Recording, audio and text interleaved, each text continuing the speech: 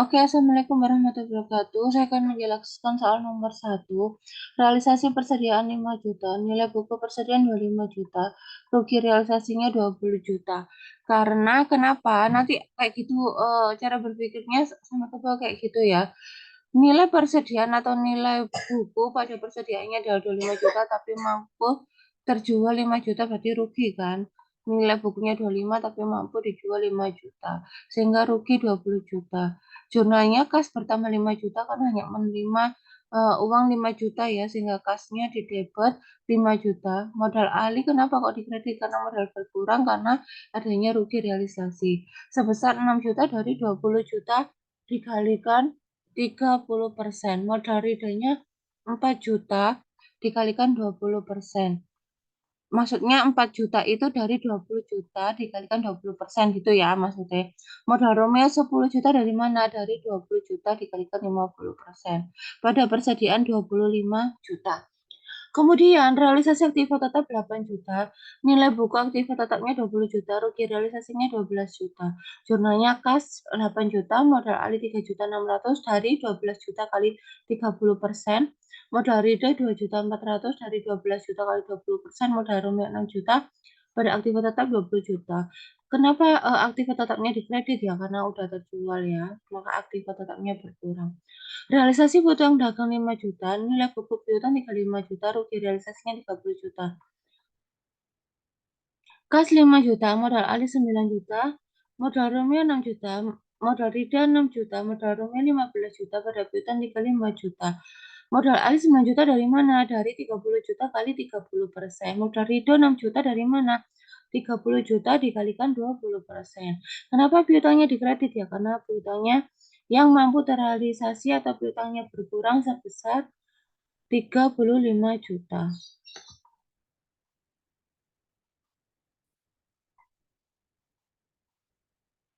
Oke, kas yang ada di neraca kan 30 juta. Kemudian kas hasil realisasi 18 juta. Sehingga 18 juta dari mana? Nanti ada yang nggak paham bahasa. 18 juta dari 5 juta tambah 8 juta ditambah 5 juta gitu ya. Totalnya adalah 30 juta tambah 18 juta 48 juta.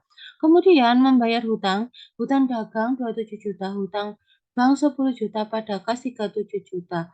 Uang kas yang ada tadi kan 48, dikurangi pelunasan hutang 37. 37 dari mana? 27 tambah 10 juta ya. Sehingga sisa kasnya 11 juta. Kemudian untuk membayar ke Romeo, hutang Romeo pada kas 5 juta, sisa uangnya adalah 6 juta dari 11 juta dikurangi 5 juta. Nah, kemudian akan dibagikan kepada Ali, Rido, dan Romeo sesuai saldo modal akhirnya. Tapi kita lihat buku besarnya ya, karena ada yang saldonya minus. Sehingga ketika pembagian yang nggak dapat, oke? Oke, Ali. Ali itu saldo per 31 Desember 25 juta, realisasi persediaan 6 juta di debit, realisasi aktiva 3 juta 600, realisasi piutang dagang 9 juta. Pembebanan defisit modal Rido, karena Rido itu defisit 2 juta 400 ya, sehingga pembebanannya 30 per 80 dikalikan 2 juta 400 ketemu 900.000. Sehingga saldo akhirnya Ali tinggal 5 juta setengah. Nah, kalian lihat ini punyanya Rido. Rido eh, saldonya 10 juta, dari realisasi di depan 4 juta, aktif tetap 2 juta 400, piutang dagang 6 juta, sehingga minus 2 juta 400. Nah, ini ada penyetoran uang dari anggota lain untuk menutup defisit 2 juta 400, sehingga di sini 0.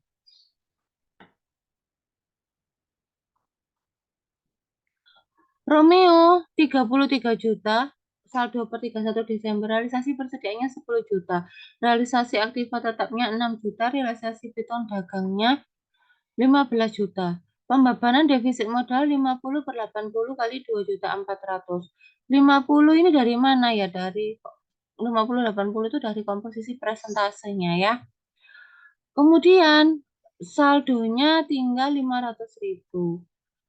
Sehingga kalian lihat yang di sini. Pengembalian modal pada anggota, modal alih 5 juta setengah, modal Romeo 500, pada kas 6 juta. Soal nomor 2. Hutan dagang Pak Rozak 4825. Kenapa? Eh, saya menjelaskannya satu dulu ya. Tapi angkanya dari sini, oke? Jadi kalian harus baca kriteria ini dulu untuk mengerjakan penyesuaiannya. Kas Tuan Rojak diambil 2 juta, sedangkan Tuan Mahmud 850. Kemudian piutang dagang Tuan Rojak diserahkan sebagian, demikian pula persediaan barang dagangnya. Peralatan Tuan Mumun dinaikkan nilainya sebesar 500.000. Demikian pula bangunan miliknya dinilai sebesar nilai wajarnya 8.200.000. Hutang dagang Tuan Rojak dilunasi semua, sedangkan hutang Tuan Mumun akan dilunasi sebagian. Oke, berikutnya. Penyesuaian Tuan Rozak. Hutang dagang 4825, modal rozak 5.400.000, pada piutang dagang 3 juta, persediaan barang dagang 5.225, pada kas 2 juta. Nah, modal rozak 5.400.000 ini dari mana? Kalian total dulu.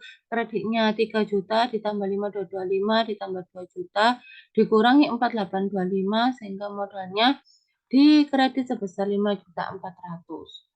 Nah, kas 2 juta ini dari mana? Ini semua dari data penyesuaian yang disebutkan yang tadi barusan saya baca.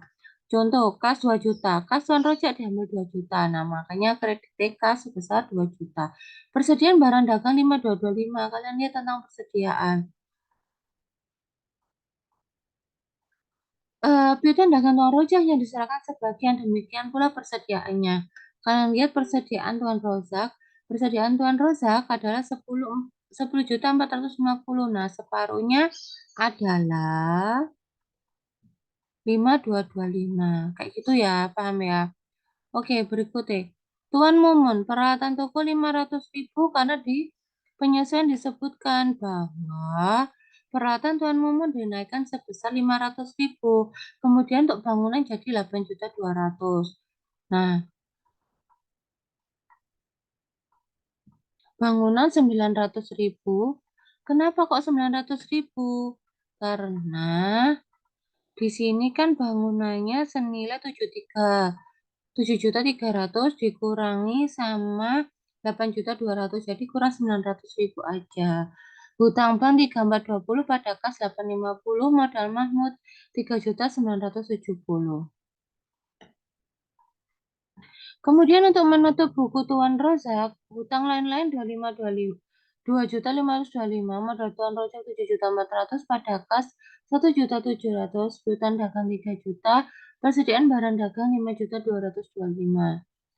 Menutup apa? Menutup buku Tuan Mumun, hutang dagang 2860, hutang bank 3420, modal Mumun 17.270, hutang lain-lain 6.850, peralatan toko 6,5 juta.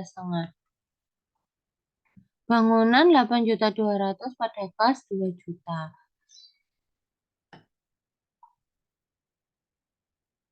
Langsung aja ya di neracanya. Neraca yang terbentuk ada kas 3.700.000, piutang dagang 3 juta, piutang lain-lain 6.850, persediaan barang dagangan 5.225, bangunan 8.200, peralatan toko 6,5. Kemudian hutang dagang 2.860, hutang bank 3.420, hutang lain-lain 2.525, modal Tuan Rojak 7.400, modal Tuan Mum 17.270, sehingga totalnya 33.475. Kemudian untuk soal nomor 3. 1 Januari 2020, pada saat penjualan diterima uang muka sebesar 5 juta dan mencatat harga pokok piutang angsuran dan labanya sebagai berikut. Harga pokok 15 kali 4 juta setengah, 67.500.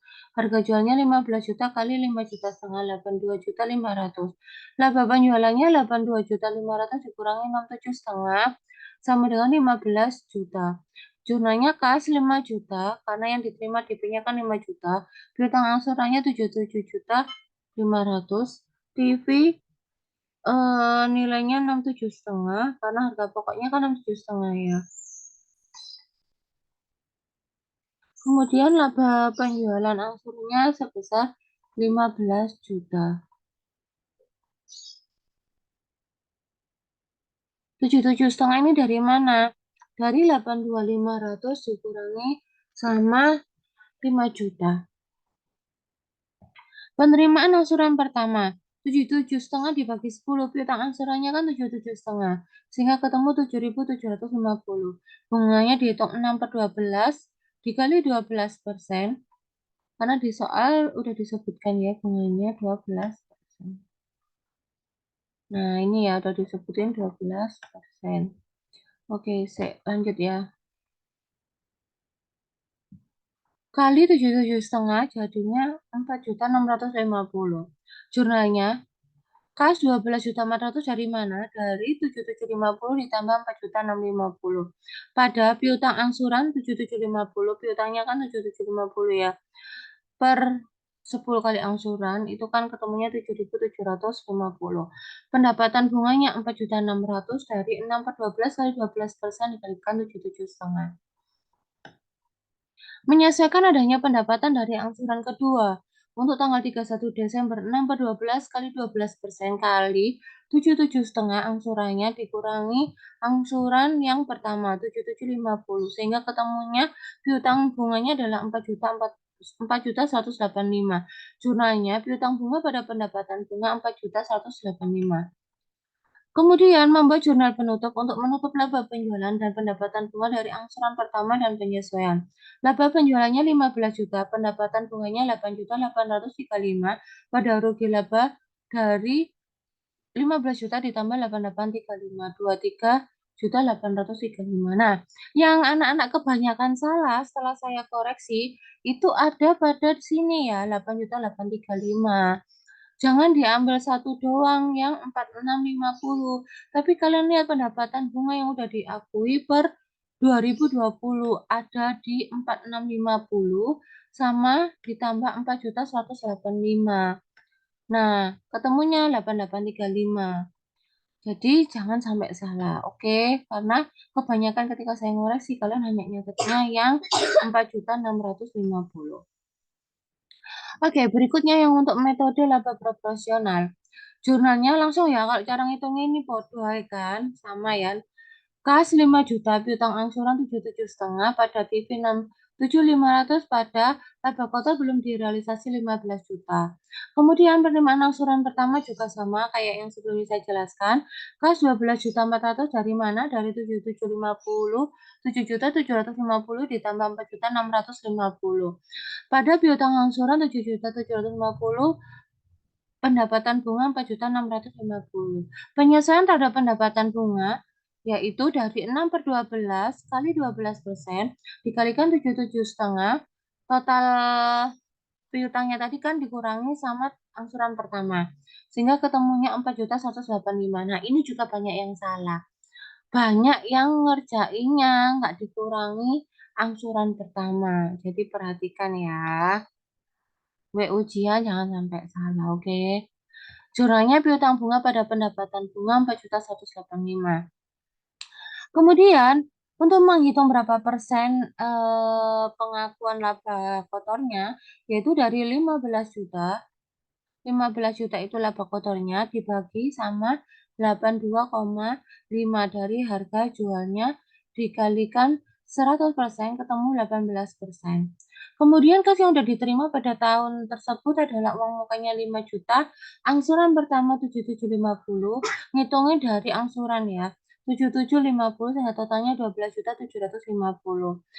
Laba kotor direalisasi 18% dikalikan 12.750 ya. 12.750. Sehingga LKBD pada LKD ketemunya 2.295.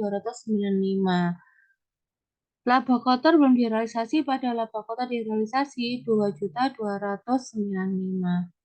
Oke, sekian dari saya. Semoga kalian paham dan beberapa yang saya kasih poin yang banyak yang salah kalian perhatikan ya.